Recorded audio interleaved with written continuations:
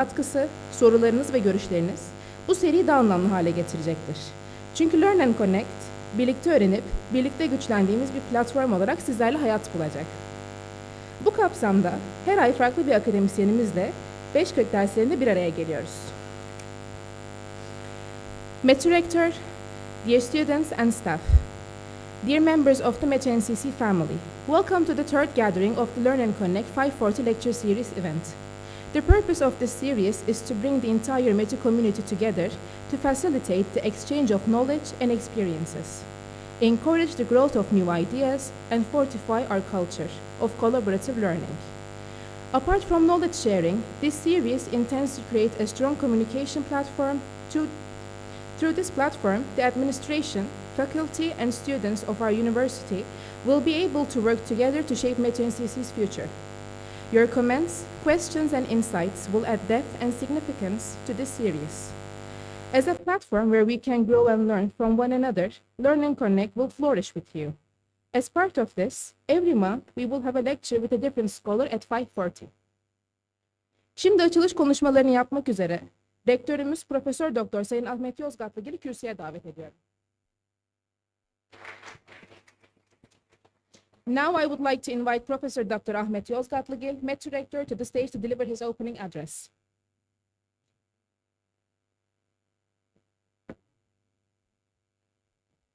Teşekkürler. Bu ikinci dönemimizin, bahar dönemimizin tüm öğrencilerimize, öğretim üyelerimize, tüm ODTÜ ailesine hayırlı olmasını tekrardan diliyorum. İkinci dönem başlangıcındaki bu ilk ziyaretim.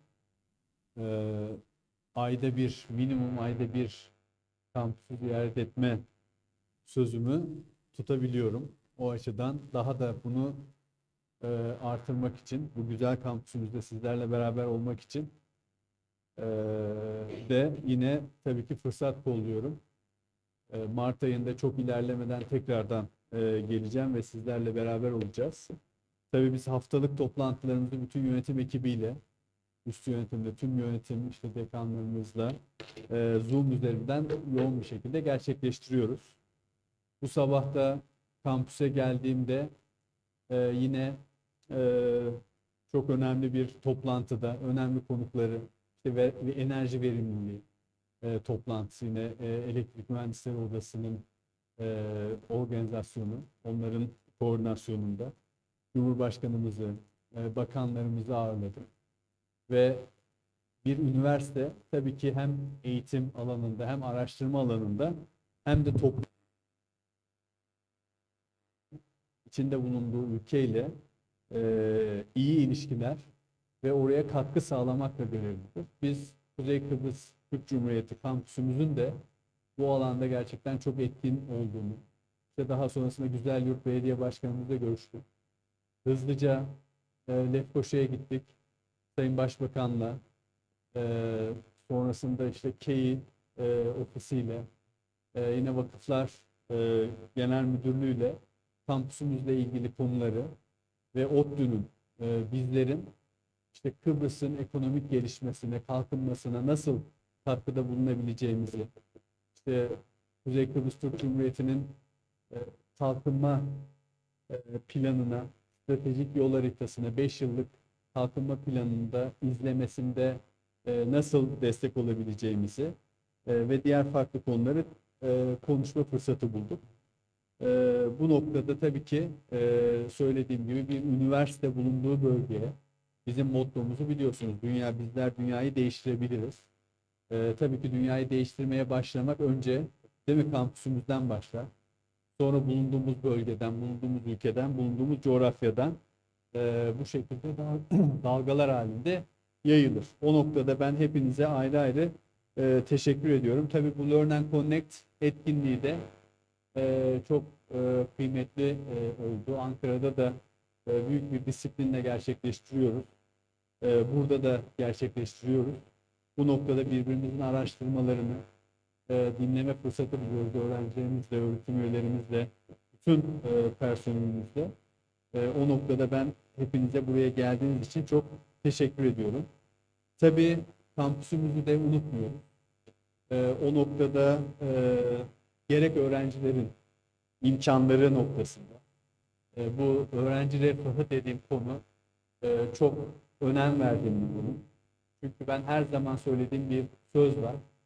Bu üniversitemizin, Orta Doğu Teknik Üniversitemizin öznesi öğrencilerdir. Yani biz hepimiz, siz değerli öğrenciler için buradayız. Ve bütün yaptıklarımızı, bütün çalışmalarımızı, gayretlerimizi sizlerin en iyi şekilde yetişmesi, en iyi eğitimi alması noktasında. Tabii burada fiziki altyapı 20 yıllık daha da eski bir kampüsümüz. Güncellenmesi gereken, iyileştirilmesi gereken hususlar var. İşte arıtma tesisinden tutun, klimalara, ısıtma sistemlerine, altyapıyla ilgili birçok konunun çok yakından takipçisiyiz, birebir. Ve bunlarla ilgili güncellemelerimiz, iyileştirmelerimiz sizlerden gelen geri beslemelerle birlikte eksik gördüğünüz hususları bizlere mutlaka bildirin. Biz gerekli iyileştirmeleri kendi planımızda da var tabii ki belli başlı majör hususlar. O noktada bizler bu kampüsün ve sizlerin rahatı için, öğrencilerimizin rahatı için elimizden gelen her şeyi yapıyoruz. Bu noktada aslında öğrencilerimize yönelik iki husustan bahsedebilirim. Yani gelecek dönemden itibaren akademik başarı burslarını ciddi oranda artırdık. Yani sizler ortalamalarınızı 3'ün üzerine çıkarttığınız zaman, 3,5'ün üzerine çıkarttığınız zaman, 3,75'in üzerine çıkardığınız zaman işte aylık burs miktarlarını 2.000 lira, 3.000 liradan 7.000 lira, 10.000 liraya yani 3 katını, 3,5 katını artırdık. Bu gelecek dönemden itibaren geçerli olacak. Ve aynı zamanda yine başarıyı teşvik noktasında her bölümün, ilgili bölümlerin, her bölümün ikinci ve üçüncü sınıflarındaki ilk 5 öğrenciye bir kampüsler arası değişim programında kontenjan tanıyacağız. Yani ilk 5'e giren bu alanda not ortalamasında ikinci ve üçüncü sınıf öğrencilerimiz bir yılını Ankara kampüsümüzde geçirebilecekler. Buradaki kontenjanları da 5 katına çıkarttık. Böylece her bölümden 10 öğrenci istedikleri takdirde bir yıllarını Ankara'da geçirebilecekler. Oradaki kampüs hayatından asıl ODTÜ'nün doğduğu yerde Ankara kampüsünde eğitim, öğretim görebilecekler. Bu noktada yine tabii akademik başarının yanında buraya nitelikli öğrencileri, ulusal ve uluslararası nitelikli öğrencileri çekme noktasında da kampüs başarı burslarını da artırdık, çeşitlendirdik ve dilimlerini genişlettik. Hedefimiz tabii ki buradaki ODTÜ kalitesini yine en iyi şekilde sürdürmek ve sizler gibi en iyi öğrencileri bu güzel kampüse çekmek. Tabii bu noktada uluslararası öğrencilerimize yönelik de hem tanıtım aktivitelerimizi hem cazip olanaklarımızı iyi duyurmaya da ihtiyacımız var. Yine yurt bursundaki koşulları da daha iyileştirdik ve genişlettik. Öğrencilerimizin bu kampüste söylediğim gibi hem mevcut öğrencilerimizin hem de geleceğin aday öğrencilerinin en iyi eğitimleri burada almalarını gerçekleştirmek istiyoruz. Tabii yine akademisyenlerimizi unutmuyoruz. Akademisyenler yani her ne kadar öğrencilerimiz öznesi desek de akademisyenlerimiz de yüklemi. Yani bunu üstlenen sizlerin eğitimini tabii ki topluma katkı noktasında araştırmada önemli katkılar bulunmaları noktalarında da akademisyenlerimize desteklerimizi de artırdık. Özellikle işte yayın teşviklerini, kitap ödüllerini ve BAP desteklerini önemli ölçüde artırdık. Yani %100 yayın ödüllerinde %100 artış, kitap ödüllerinde yine 4 katına kadar artışlar ve BAP desteklerinde de yine aynı şekilde. Ve biz bu üniversitede araştırmayı ön plana çıkarmak istiyoruz. Hem akademisyenlerimiz yüksek lisans, lisansüstü eğitiminde ve tüm öğrencilerimiz için buranın aynı zamanda bir araştırma üniversitesinin parçası, bir kampüsü olduğu noktasında asla unutmuyoruz. Tabii Orta Doğu Teknik Üniversitesi her geçen gün başarılarına yeni başarılar ekliyor.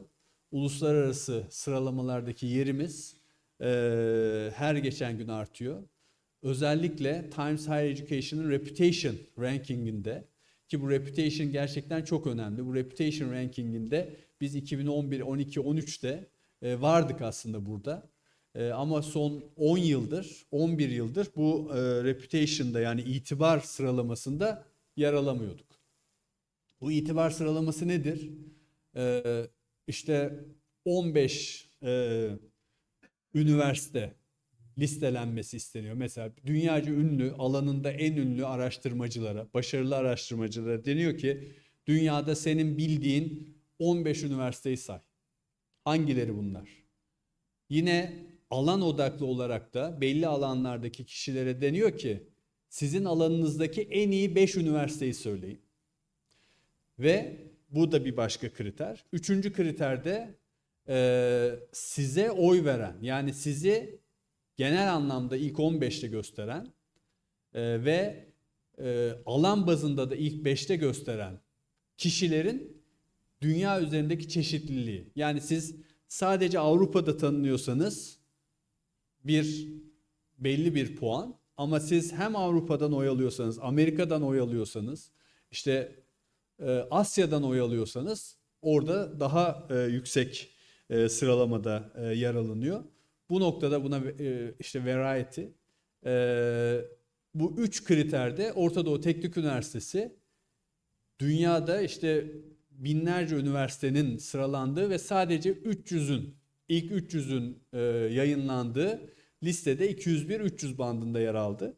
Ve bu bandta, yani Reputation sıralamasında Türkiye'den giren tek üniversite.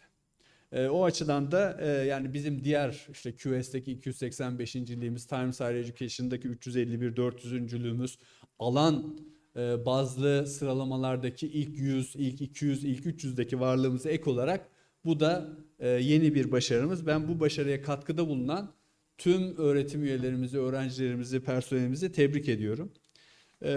Bu başarılarımız daha da artacak. Tabii ki biz anket diyorum, sıralama odaklı çalışmıyoruz. Biz dünyanın en iyi üniversiteleri olma noktasında, Türkiye'nin Kuzey Kıbrıs'ın en iyi üniversiteleri olma noktasında, en iyi üniversitesi olma noktasında gayretimiz sürüyor. Ben hepinize buraya ODTÜ'ye verdiğiniz katkılardan dolayı teşekkür ediyorum. Tabii bugün yine bu kampüsümüzde gerçekleştirilen araştırmalardan bir tanesi, Havacılık ve Uzay Mühendisliği programından doktor öğretim üyesi Barış hocamızın Aerodynamic Flow Control, Sustainability Goals and Green Transformation in Aviation başlıklı sunumunu dinleyeceğiz. Tabii burada yani çok ilginç bir konu. Sustainability Goals and Green Transformation in Aviation. Bu sustainability, yani hani sürdürülebilirlik ve yeşil dönüşüm, ikiz dönüşüm, dijital dönüşümle beraber her sektörde olduğu gibi havacılıkta da ne kadar önemli olduğunu hocamızdan ilgiyle dinleyeceğiz. Ben hepinize teşekkür ediyorum. Kampüsümüzde en güzel günlerin sizlerle olmasını diliyorum. Ve en kısa zamanda tekrar birlikte olacağımızı umuyorum. Kısaca İngilizce de özetlemek istiyorum ikinci olarak. Dear members of the Metro Northern Cyprus community, we are delighted to welcome you to the third lecture in our Learn and Connect 540 lecture series. So we are very happy that you are here, and we are happy that we will exchange knowledge, and also our aim is to create opportunities to address shared challenges through interdisciplinary approaches. I would like to take this opportunity to share some important updates with you. the number and amounts of the campus achievement scholarship, academic achievement based scholarship and dormitory scholarships available to our students have been increased, effective from the upcoming academic year. And also furthermore, incentive amounts for academic publication awards and funding for lab projects have been enhanced for the faculty. We have strengthened the collaboration and synergy between the faculty members teaching from Ankara campus and students and faculty members of Metro Cyprus campus by increasing the number of hybrid courses we introduced last term and have continued this term.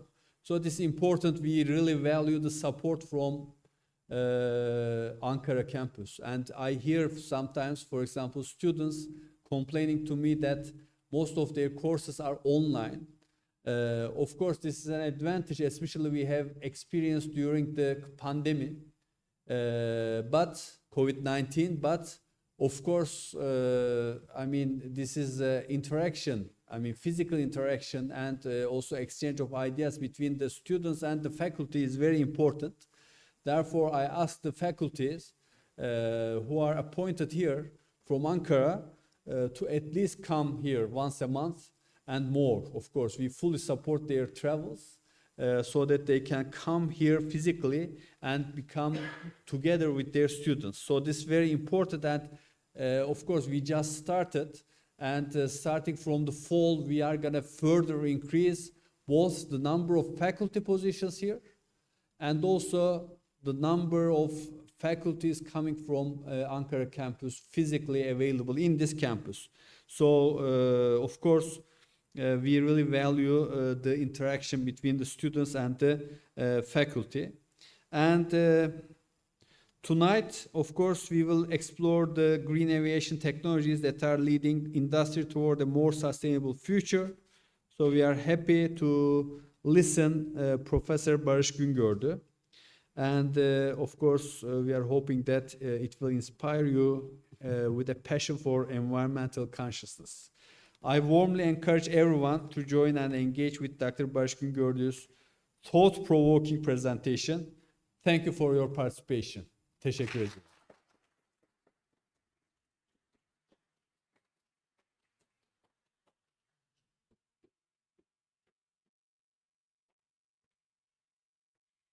Sayın Rektörümüze teşekkür ediyoruz. Thank you very much Professor Yozgatlıgil. Şimdi ODTÜ GİSAM'ın hazırlamış olduğu Learn and Connect teaser videosunu izliyoruz. We will now view the Learn and Connect teaser video, which was created by ODTÜ GİSAM.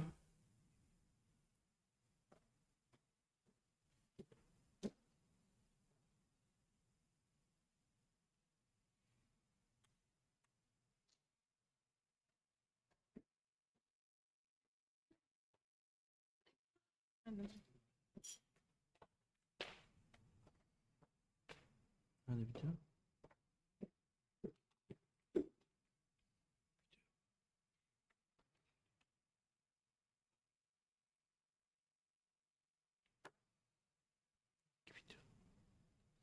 Birinci oturum. Hangisi?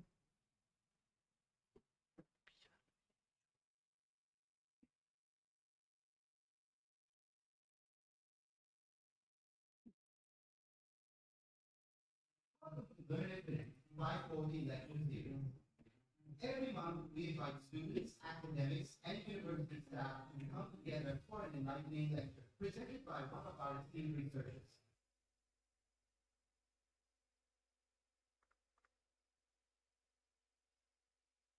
Exchange ideas and delve deeper into the topic of the day in a welcoming atmosphere. This month's lecture is Climate Justice in the Global South by Associate Professor Defne Günü.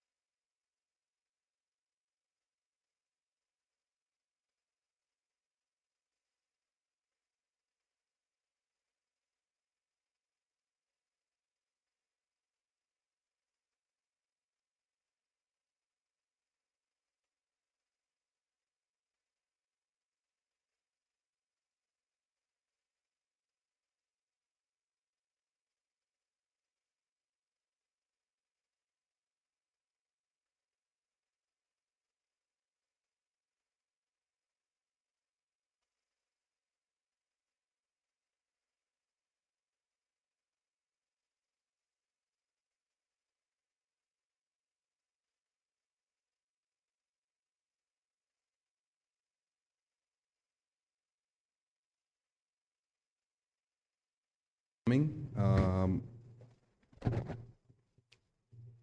can you clearly get my voice? Perfect. So welcome to my presentation on aerodynamic flow control, which is one of the technologies which can help aviation to become greener and make the world more sustainable. I'll be going through, before that, let me introduce myself quickly. I'm an aerospace engineer. I studied in the UK. I have some experience in Germany in the Airbus company. And my research interests are including aerodynamic flow control using the synthetic jet actuators, which is one of the important things that I'm going to explain today for the fuel consumption, efficiency, and the reduction of the aero vehicles and road vehicles. So my presentation has two main chapters, let's say. Firstly, I'll give you a broad introduction to the field of how air transport is acting on the global warming, the current and the future data regarding the emissions of the aviation industry, and what can be done in order to reduce the effect of aviation on the global warming. And then we are going to focus on my research field, my primary research field, aerodynamic flow control techniques, and how this is related to the reduction of the emissions. So let's create the motivation first. Currently, the air transport accounts for 2.5% of the global man-made carbon dioxide emissions due to the combustion of the jet fuel burned in the aircraft engines. So the non-CO2 effects, including the nitrogen oxides, is also creating a lot of significant impact, and it is not only limited to CO2 and nitrogen oxides, also carbon monoxide and the other kind of contrails is contributing towards the warm up of our planet. So we got to be quite careful about that. So according to International Council on Clean Transportation, we see that the total man-made global warmings 3.5% is created by the aviation industry's contribution. So let's get a look at what is the key data about the air travel. So we see that until the pandemic year, 2020, we had a clear trend of increasing passenger numbers. This is 4.5 billion in the world across the globe. And in the pandemic year, we had a dramatic drop, of course, due to the pandemic. And this is actually where we normalize our data. So this point is later going to be important, and I'll be discussing this. So we see that the demand in 2024 for the air travel has restored back to the pre-pandemic levels and already exceeded that. So in 2024, we had 4.9 billion passengers across the world, and just under 10 years, this is expected to be 7.2 billion under 10 years, and we got to act against this because what the future estimations are saying, the aviation emissions are going to be expected to grow annually by 3% with the current given figures, and if we don't take any action against this, by 2050, the aviation could represent 25% of the man-made carbon dioxide emissions. Oops, yes. So, according to International Civil Aviation Organization, which is a specialized United Nations agency, which is doing the coordination and the follow-up of the aviation-related issues on the global level, there are some carbon offsetting and reduction schemes, basically which are published by this organization.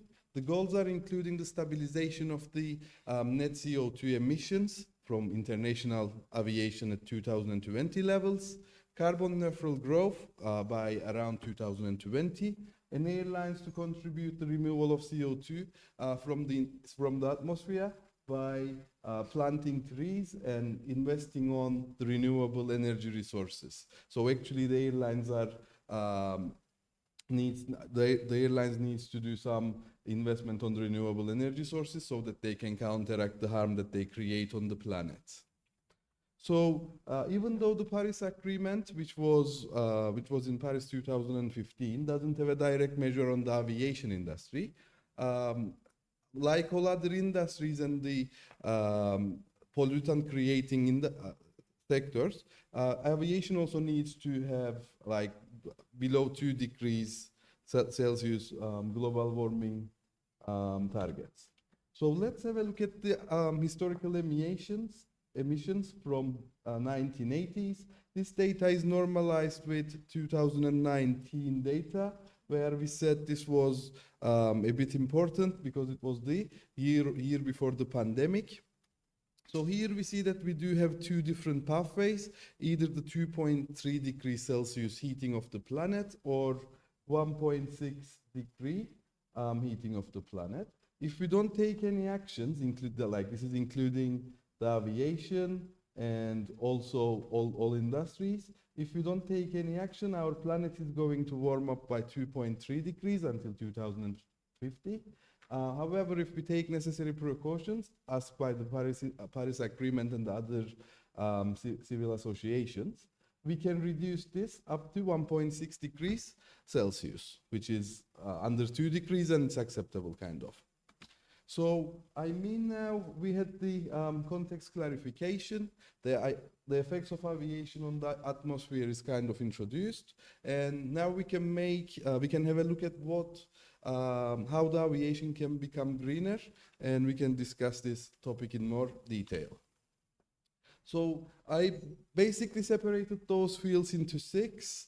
The first one is the electrification of the ground operations. The second one is to have better airport design.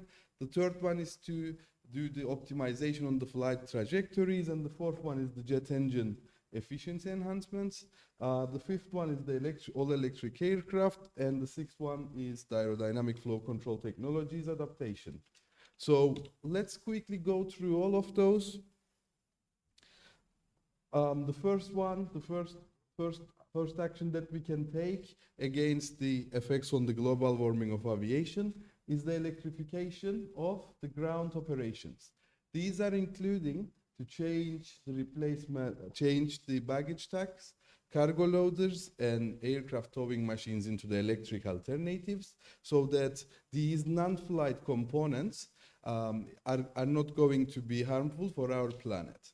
Also, switching to electrified taxiing is another important part, as the aircraft is usually spending around 1 to sometimes 1% of its fuel on the ground, taxiing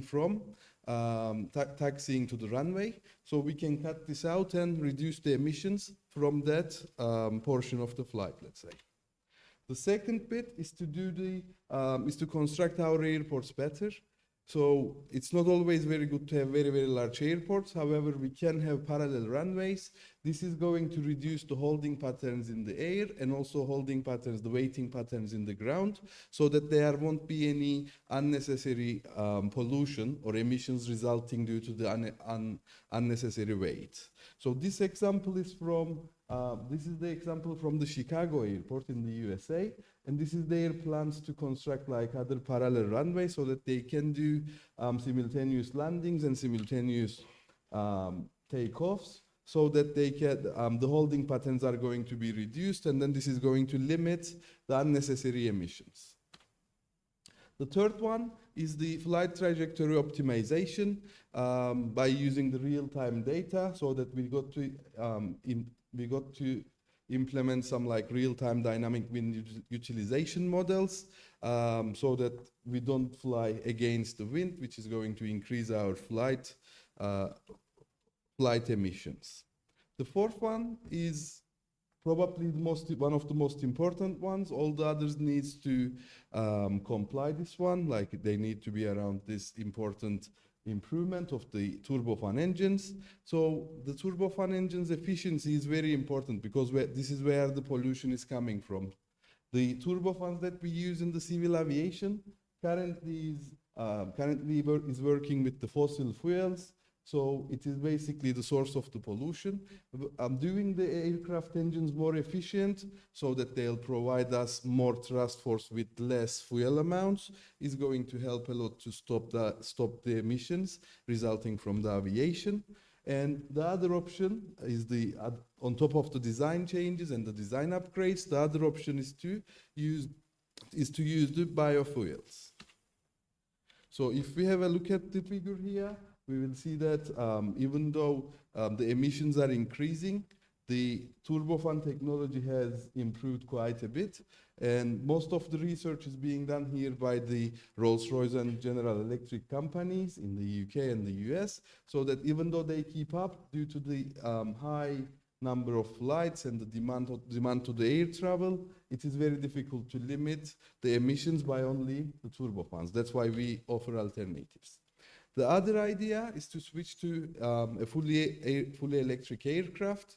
This has some challenges in front of that. So if we have a fully electric aircraft, we can basically charge it with the renewable energy sources so that in principle, we can stop the emissions. However, this is not as straightforward as we think, because the battery technology needs some developments. The power transmission is a problem, such that in the takeoff phase of an aircraft, of a modern civil aircraft carrying 180 passengers, the power requirement is 20 megawatts. So that is a big challenge for the batteries, which is currently in the use.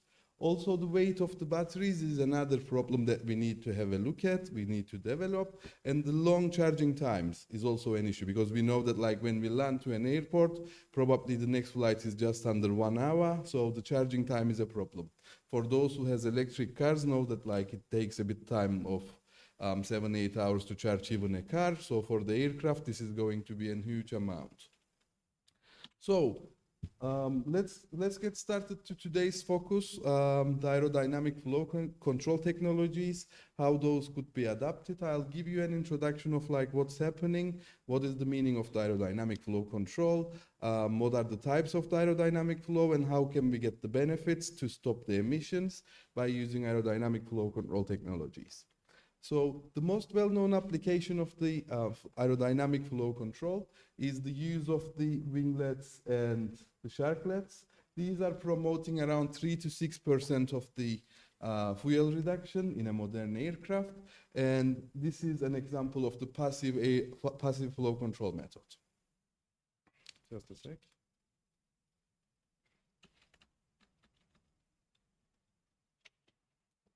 Oh, sorry. Okay. So we separate the flow control methods by two means, the passive methods and the active methods. The passive methods doesn't require any energy input. They usually have a fixed mass and fixed benefit. They come with a design change. So they are more straightforward to design and then test in the given circumstances and then start like implementing it on a real aircraft. However, the active flow control methods, such as using the actuators or using classical suction blowing techniques, are more tricky because you need to spend some energy to get some gain. So if your technique doesn't work well, there will be some critical problems. So here on the left, I show a vortex generator, which is a passive flow control method. This is to energize the flow in the backside of the wing, so that we can reduce, we can basically interact with the flow at the backside of the wing to reduce the emissions. On the right-hand side, I show a suction and blowing technology, which is a computational work to do some illustration. In this example, we have some good drag reduction while the lift is constant. So we will get back to this. So as I said, today's main focus is going to be the use of the active flow control methods. So before getting into that, for the audience which are not experts and not aerospace engineering students, let's do some quick analysis of what's happening. So ideally what we want to do, we want to reduce the thrust requirement, which is coming by the engines. And in order to reduce the thrust requirement, why we want to do that? We want to reduce the emissions, right? So we already learned that. In the other bit, what we can do with the simple body diagram, we see that if we reduce the drag of the aircraft, we can basically manage to get some less thrust. So what is drag? The drag is basically the force opposing the motion. Like by the normal means, we have the skin friction drag, and also in the aircraft, we have the pressure drag, which is also opposing the motion. That's why this is quite important to control and reduce so that we can get some fuel consumption reductions.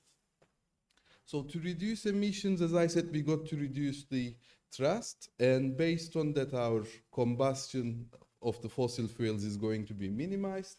And however, the thrust requirement, the drag force is going to be reduced. And then finally, by investing on those type of technologies that we are going to have a look at today, we will be able to laminarize our flow as much as possible, get rid of the turbulent flow as much as possible, and avoid the flow separation from the wings that we investigate in this slide. So with the active flow control methods, it is very important to understand that we are investing some energy on the active flow control methods.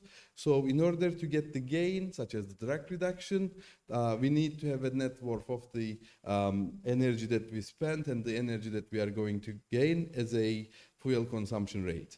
So the other important bit here is that the device itself needs to be very efficient, and this is going to be very important a bit later in the slide. So what we are trying to do, we want to embed some actuators in the backside of the airfoil, which is a cross section of an aircraft wing, to get rid of this separation point and this turbulent wake, which is creating a pressure difference between the front side and the back side of the wing, is going to be reduced. So by reducing this pressure difference, we will be able to reduce the drag, and that is going to reduce the emissions, as we had a look at before. So what are the key features and the benefits of the active flow control technologies? So as we said, no major design change is needed so that we can embed those kind of technologies inside the wings, inside the existing design, so we don't need to change the designs. The other important bit is, with this illustration, I can show you the difference between the flow control and the no flow control case. So in this side where we don't do any flow control, we have a lot of turbulence, we have a lot of chaotic airflow, but where we do the flow control, the streamlines, the airflow is much more smooth, and this is the desired version. Okay. So here, the main idea is to reduce the drag by delaying the flow separation, as we had a look at in the previous slide, and also to have some lift enhancement in the low speed flight. How are we going to be doing this? We are going to have the synthetic jet actuator arrays lined up and embedded into our wings design. Okay. So let's quickly have a look at the key features of the synthetic jet actuators. They are very compact in size and lightweighted. They have low power consumption. They are easy to install, and implementation can be done to the wings, vertical tail of the aircraft, and the engine inlets for acoustic purposes to do the noise reduction. However, we are not going to investigate that, so the noise reduction, but we are more into the flow control. So let's get to know the design very quickly of a synthetic jet actuator. So we have a piezoelectric diaphragm, which is oscillating up and down when we provide it with the AC voltage supply with a frequency and a voltage. So this is oscillating up and down to create some unsteady jet, which is going to go through this cavity and then finally the orifice. So with this like jet injecting, we are going to get those vortex rings and unsteady flow taking place. And on the right-hand side, we see a 3D view of the synthetic jet actuators with the cavity, orifice plate, the piezoelectric diaphragm, etc. So how does the piezoelectricity is working? While we mentioned that, let's quickly go through that. The piezoelectricity is coming by the ability of certain materials such as quarks and ceramics. They produce electricity when they are squeezed or stretched. However, I use the piezoelectricity by the inverse piezo effect, such as I pass the electricity to the material here with those electric cables.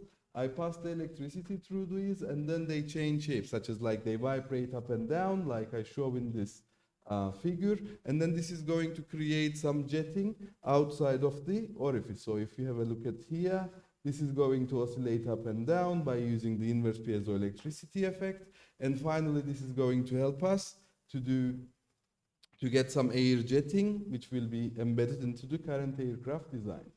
So what are the challenges of the active flow control techniques in general? So one of them is that aircraft travels at very high speed, so that we need to inject the jet at high speeds as well. Otherwise, we won't be able to control the airflow around it if it would be coming with a very low speed. So obtaining high speed jet velocity out of the synthetic jet is very important at the outside of the orifice region. So the other problem is that we got to be very power efficient here. So the energy that they are spending needs to be quite small. And my solution to those two points is to develop like both high speed and the high efficiency synthetic jet actuators, which I'll be investigating in the upcoming slides. So the other challenge is the implementation of the array of actuators, so putting those devices next to each other, because as you can imagine, an aircraft wing is a very large structure, so only one actuator won't be able to do any effect on the flow. We need to have plenty of those as an array structure, and those should be tested in a wind tunnel, and we need to develop a hybrid approach for the use of both using computational methods and experimental methods. So these synthetic jet actuators, as we had a look at back in this slide, have a lot of like dimension parameter sensitivity. So we can change the size of the length of the cavity, the size of the diameter of the cavity, the diameter of the orifice, change the diaphragm type, etc. So this will create a lot of experimental work. So in order to reduce this work, then we need to invest on the computational methods. So when also investigating the typical velocity outputs of a synthetic jet actuator, we see that we do have two peaks in the different frequencies. So this is the result of an experiment under the same voltage, but different frequencies applied. So we have two peaks, the Helmholtz acoustic peak and the mechanical resonance peak of the diaphragm. So this suggests us that the research needs to go into a field that we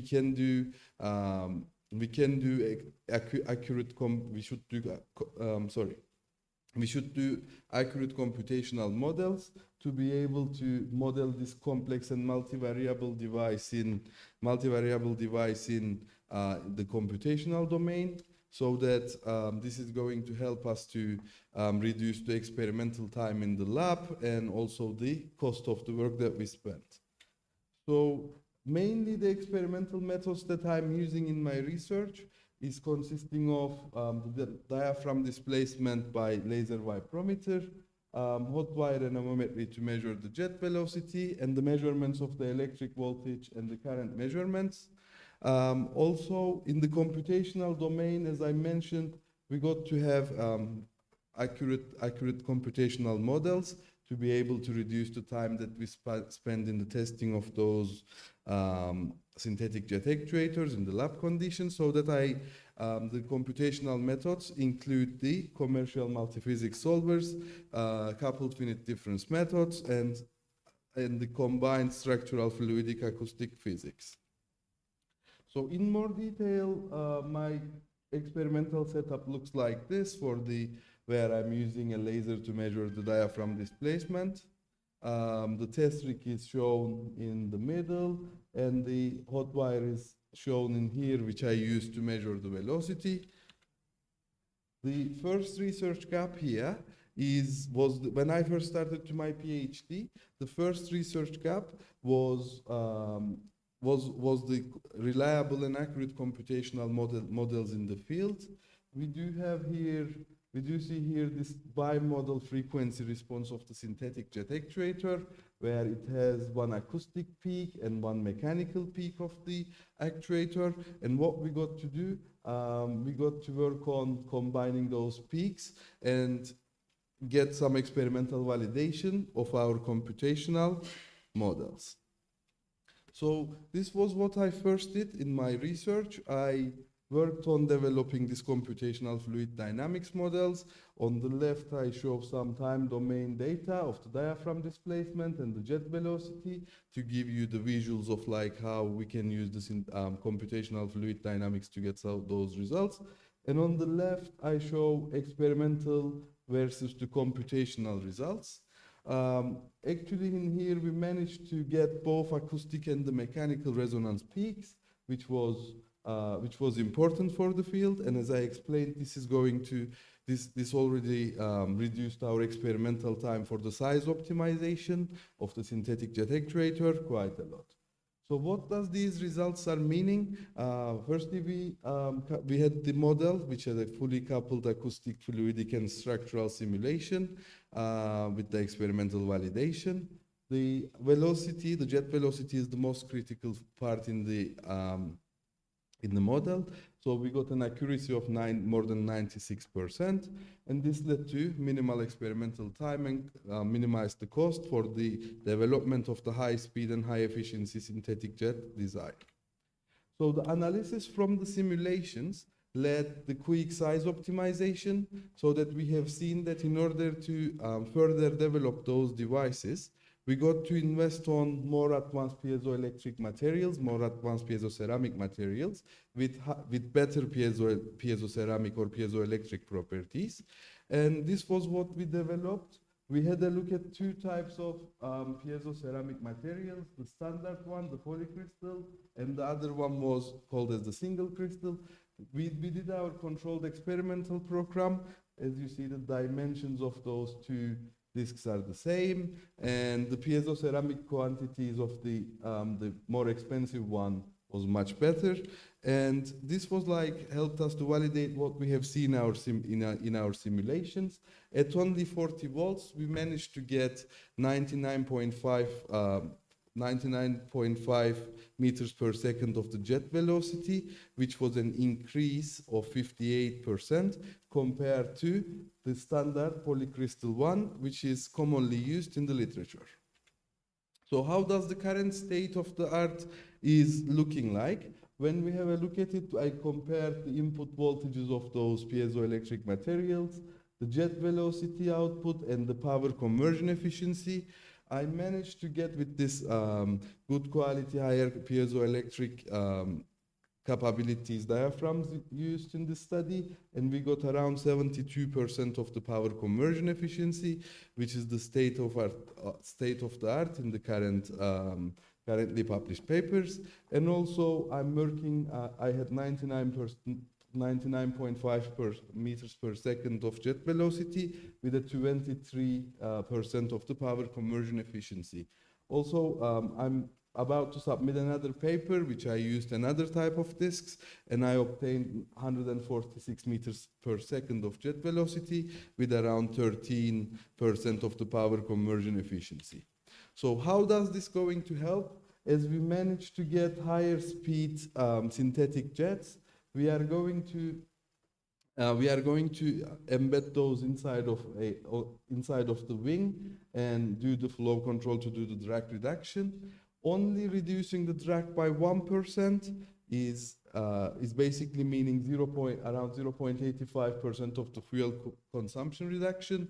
This is basically meaning we remove around 2 million cars from the roads every year, 2.5 million tons of fuel savings annually, 8.5 million tons of CO2 annually, and the economic impact is around $2 billion. So with only applying these synthetic jet actuators and any other kind of technology to reduce the drag force on the aircraft by 1% will have a huge effect. So in the next step, my research is to test even more advanced type of piezoceramic materials, implement those synthetic jet actuators as an array in the wind tunnel, and finally also maybe to expand my research on the road vehicle aerodynamics for the fuel consumption efficiency. Thank you for listening.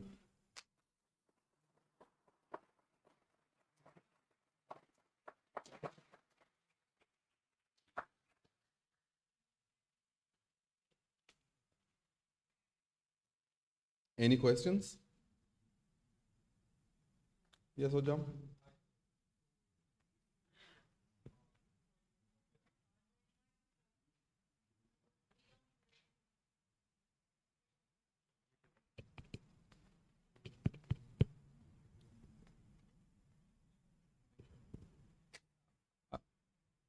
I have a question. These two resonances which you showed, are they good for your model or are they bad effects for your model? And which of them is, if they're good, In this which one? slide? Yes. Which Yes. of them is the good one? The higher one is the good one, because we tend to work the actuator on the real application by in the higher mechanical resonance on, sorry, here, this bit. So this is actually the most critical point of the simulation, because this is this velocity that we want to derive the actuator in the real implementation. And the first resonance is not good for it, right? The first resonance is also important because it is promoting the best power conversion efficiency. But we are not going to run the actuator all the way on all frequencies when we apply this or implement it in a real aircraft model. We will need to only select a single working frequency, like a single working voltage and a single working frequency. I'm just asking because the resonance also destroys the diaphragm, usually. Yes, but we are not actually just on the resonance frequency, but we are probably in the close proximity. So there is a very specific frequency of the resonance, such as up to 1 decimal place or 2 decimal places, but we are only doing some frequency sweeps with plus minus 50 hertz. Thank you. Welcome.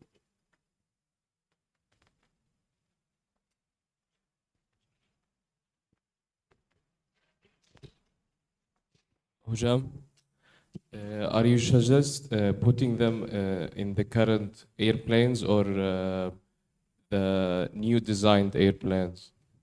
Well, it can be both implemented, but as I mentioned, we got to plan this like very carefully because we are going to invest some energy on those systems, some electrical energy. So we need to make sure that we get the good gain in the drag reduction side. That's why we need to be a bit careful. But when we come to your question, they can be implemented to both. You don't need to design a new wing. That's the full point. Okay, hocam, thank you.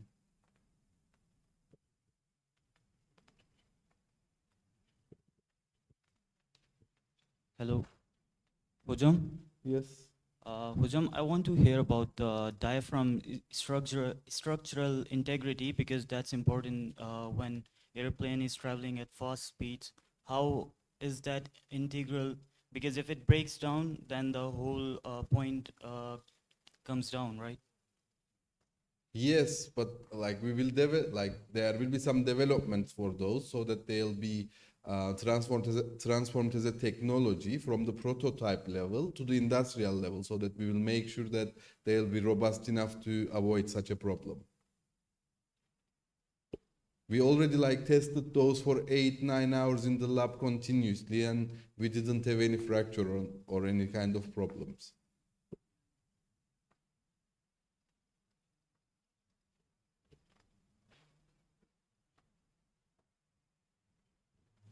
Hocam, I want to ask how much thrust this engine can provide.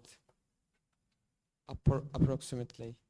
In terms of the trust, this doesn't give you a direct trust, but what does it provide you? It gives you some air jetting so that it's going to delay the flow separation over the wing, so that your thrust requirement from your typical engine is going to be reduced. So this is not giving you the thrust itself, but it is giving you the thrust a reduction in your thrust requirement. Okay, thank you. Welcome.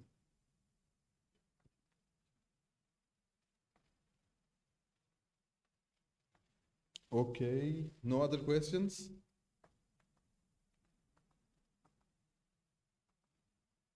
Okay, then we shall conclude.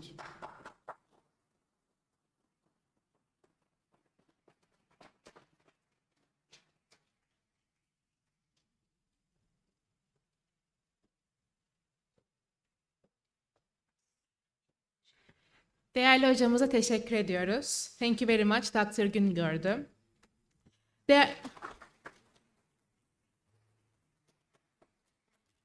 Değerli konuklarımız, Learn and Connect etkinliğimiz burada sona ermiştir. Hepinize değerli katılımlarınız için teşekkür ediyor. Şimdi sizi fuaye alanındaki kokteyle davet ediyoruz. Dear guests, the third session of the Learn and Connect lecture series has come to an end. Thank you for your participation. We now invite you to attend the reception in the foyer area.